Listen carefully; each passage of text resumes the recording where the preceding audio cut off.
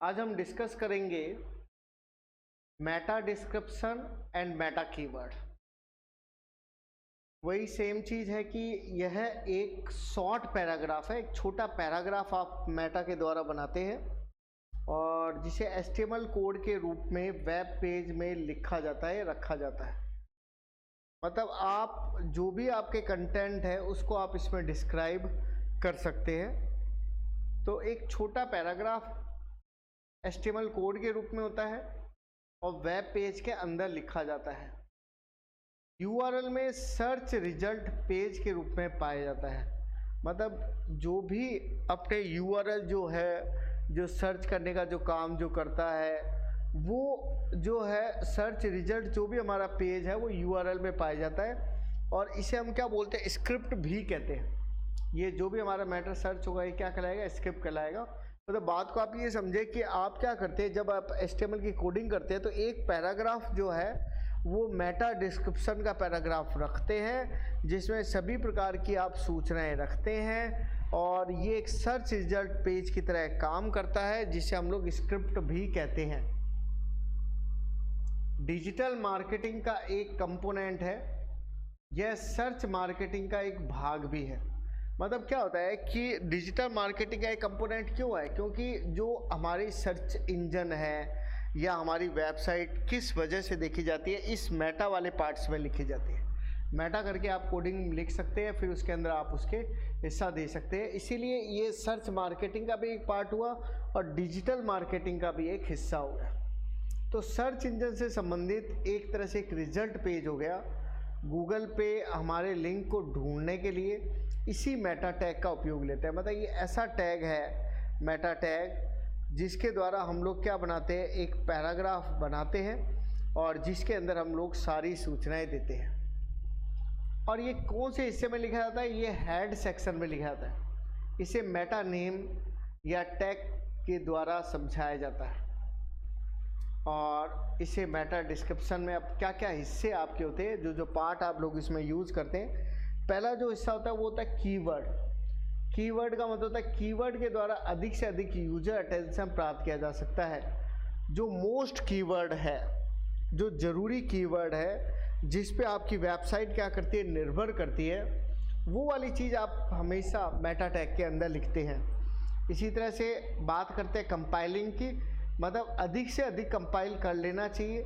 Page content को clearly describe किया जाता है। ये अधिक से अधिक क्या कर लेता है, कंपाइल कर लेता है और पेज के कंटेंट को डिस्क्राइब भी कर देता है। मतलब कंपाइलिंग एक पार्ट है इसका, जो कंपाइल करके आप पेज कंटेंट को बता सकते हैं कि आपने इसको कंपाइल किया है। कीवर्ड इसके अंदर शामिल होते हैं। कीवर्ड एक इसमें ऑप्शन यूज़ किया जाता है टैग के साथ में। रीडेबल होना चाहिए, मतलब सिंपल होना चाहिए, रिलेवेंट होना चाहिए और इसकी लेंथ जो है वो 135 से 300 कैरेक्टर होनी चाहिए। तो बेसिक बात जो आपको समझ में आई वो एक तो ये बात समझ में आई कि मेटा एक टैग है और वो सर्च इंजन के द्वारा सबसे ज़्यादा यूज़ लिया जाता है और इसीलिए इसको डिजिटल मार्केटिंग और सर्च इंजन में यूज डिजिटल मार्केटिंग का एक कंपोनेंट का भाग है। और इसको कहाँ लिखा जाता है, उसको हेड सेक्शन में कोडिंग करते वक्त लिखा जाता है। इसमें हम लोग कीवर्ड अच्छे से अच्छे देने चाहिए, कंपाइल करके रख लेना चाहिए ताकि समय हमारा कम लगे। रीडेबिलिटी इसमें अच्छी होनी चाहिए, सिंपल होना चाहिए, रिलेवेंट होना चाहिए। इसकी लेंथ जो है वो 135 से 300 कैरेक्टर से ज़्यादा आप इसमें जो लेंथ है वो नहीं रख सकते। और उसी में आपको सारे के सारे कीवर्ड क्या रखने पड़ते हैं, शामिल रखने पड़ते हैं। 160 कैरेक्टर लंबा हो सकता है। अधिक से अधिक डिस्क्रिप्शन जो होते हैं फिर वो डॉट डॉट के द्वारा ही लिखते हैं, क्योंकि रीड मोर आ जाता है उसमें। रीड मोर के द्वारा ही वो लिखे जाते हैं। कभी भी जो भी आपका मैटर है उसको आप रिपीट मत करें। जैसा कि मैं हमेशा आपको कहता ही आया हूँ कि भाई जो भी कीवर्ड आप ले रहे हैं वो कीवर्ड ऐसा ध्यान रखें कि उसको बार बार लिखने से आपकी ज़्यादा सर्चिंग नहीं होगी। Call to action meta description का उपयोग जो है कंपेयर करने के लिए, डाउनलोड लेते समय पेज विजिट को बढ़ा देता है। मतलब ये मेटा डिस्क्रिप्शन में जो पार्ट जो आप मैटर लिखेंगे वही मैटर कंपैरिजन में ज़्यादातर वेबसाइट कंपैरिजन में आपके पेज के विजिट को बढ़ाने के लिए आप इसका क्या लेते हैं, उपयोग लेते हैं। जैसे कि हम लोग ऑर्डर नाउ इस तरह से हम लोग बात करते हैं कि और हफ्ते भर में कितनी सेल आपकी हुई है, तो वीक की सेल आपकी क्या है, तो ये वीक सेल आपकी हो जाएगी, और पूरे हफ्ते की सेल। इस तरह से कई चीज़ें ऐसे वर्ड है जो हम इसमें यूज कर सकते हैं।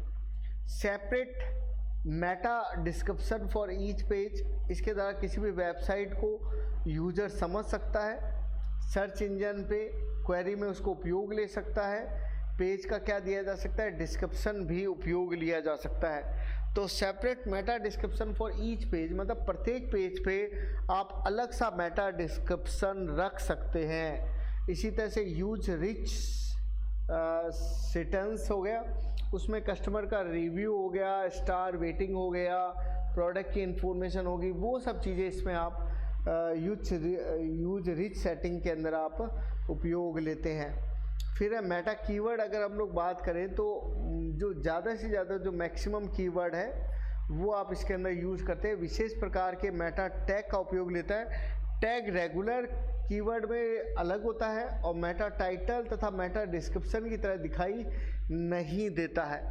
मतलब यही हो गया कि जो भी हमारे टैग है वो कभी भी हमारे दिखाई नहीं देते हैं। जैसे कि आपका मेटा टाइटल है या मेटा डिस्क्रिप्शन है, वो तो आपको हमेशा जो है यह मेटा टाइटल मेटा डिस्क्रिप्शन की तरह दिखाई नहीं देता। ये दोनों तो आपके दिखाई देते हैं उसके अंदर, क्योंकि वो जब आप गूगल पे सर्च करते तो वो सूचना आपको वहाँ दिखाई देते हैं, और ये आपकी कीवर्ड की रैंकिंग को, एल्गोरिथम को शामिल नहीं होता है। और इसी तरह से ये कह रहा है कि लो क्वालिटी के पेज जो है उसमें आप सर्च इंजन की कैपेसिटी को बढ़ा सकते हैं। मेटा जो कीवर्ड का उपयोग है वो एचटीएमएल कोड के साथ लिया जाता है, जैसे मैंने आपको शुरू में बताया था। मेटा कीवर्ड की अगर बात करें तो 10 से 50 तक का एक मेटा कीवर्ड होता है, कोमा लगा लगा के आप उसको अलग कर सकते हैं। और मेटा कीवर्ड में कभी भी कोई मैटर जो है वो रिपीट नहीं होना चाहिए। मेटा कीवर्ड पेज से संबंधित है लेकिन किसी विशेष प्रकार का ही होना चाहिए। इसी तरह से हम आगे डिस्कस करते हैं हेडिंग के बारे में। हेडिंग क्या होता है? हेडिंग टैग, ये बात मैंने पहले भी आपको बताई थी कि पैराग्राफ को हमें सेक्शन में, हमारी जो भी वेबसाइट है उसे पैराग्राफ में हमें मैटर लिखना चाहिए, और पैराग्राफ्स को सेक्शन के द्वारा हमें अलग कर देना चाहिए। 6 प्रकार के हेडिंग टैग होते हैं जो हम यूज मेनली करते हैं, और टॉप टू डाउन यूज़ करनी चाहिए हेडिंग टैग हमेशा। जैसे एक बड़ा टैग हो गया, उसके नीचे एक छोटा टैग हो गया, और उससे छोटा टैग हो गया, इस तरह से। तो हेडिंग का काफ़ी फ़र्क पड़ता है एसईओ के अंदर। हेडिंग का उपयोग लेने से आप अपने कंटेंट को समझा सकते हैं। रिलेवेंट जो कीवर्ड है उनको आप लोग उसके अंदर क्या कर सकते हैं, शामिल कर सकते हैं। ज़रूरी सूचनाएं वो हेडिंग के द्वारा दे सकते हैं। यूज़र सर्च इंजन पढ़ने में, जो सर्च इंजन है वो हेडिंग वाले जो टैग होते हैं उनको ज़्यादा देखता है। यूज़र को इसकी जानकारी ज़्यादा मिल जाती है। इसकी कॉस्ट क्या पड़ती है, किस पेज से क्या संबंधित है, वो आप बता सकते हो। हेडिंग से ये भी निश्चित कर सकते हो कि कौन सी सूचना कहाँ मिलेगी। एसईओ को इम्प्रूव किया जा सकता है हेडिंग का। ये बात मैं पहले भी आपको बताया था कि H1 टैग जो होता है वो सबसे ज़्यादा इम्पोर्टेंट होता है सर्च इंजन के लिए। स्पाइडर है जो सर्च इंजन का, वो पेज कंटेंट में H1 टैग को ही देखता है। ये बात मैंने पहले भी पिछले वीडियो में भी यही बात बताई थी। विजिटर जो है वो इसी से कंफर्म करते हैं, यूनिक होना चाहिए। ऐसा नहीं है कि बार बार H1 टैग ले लेके वो सेम ही H1 टैग का ज़्यादा से ज़्यादा उपयोग लेने बैठ गए, सारा मैटर ही H1 टैग में लिख दिया। ये चीज़ें भी नहीं चल सकती है। डुप्लीकेट कंटेंट जो है वो अच्छा नहीं माना जाता है। रिलीवेंट होना चाहिए, डिस्क्रिप्टिव कीवर्ड्स उसके अंदर होने चाहिए। मतलब कीवर्ड है, हेडिंग का उपयोग हमें लेना चाहिए। जो ऐसे वर्ड है उनको अवॉइड करना चाहिए। पेज से संबंधित जो डेटा है वही लेना चाहिए। और ओवरऑल जो है हमारा जो लंबे कीवर्ड है, ये बात भी कई बार मैंने आपको बताई, लंबे कीवर्ड नहीं लेना चाहिए, इंटरेस्टिंग कीवर्ड ही लेने चाहिए। हेडिंग को बॉडी अवश्य देनी चाहिए, सीक्वेंस में लिखना चाहिए। जैसे अभी मैं आपको बताया था H1 के बाद H2, H3, H4 इस तरह से डिवाइडेशन होना चाहिए। कीवर्ड की डेंसिटी के बारे में मैंने कई बार आपको बताया है कि बार बार उस कीवर्ड को यूज़ नहीं लेना चाहिए। और सब हेडिंग के बाद सब हेडिंग का उपयोग लिया जाना चाहिए। पेज ब्रेक या पेज सेशन बनाया जाना चाहिए। सब हेडिंग से ही हमारे कीवर्ड, सब हेडिंग में भी ये नहीं है कि आपने जो कीवर्ड ऊपर मेन हेडिंग में लिया है वापस आप सब हेडिंग में भी दोबारा उपयोग ले, वो नहीं लेना चाहिए। बाकी जो है मैटर हम लोग आगे जो शुरू करेंगे वो बोल्ड टैक्स से स्टार्ट करेंगे।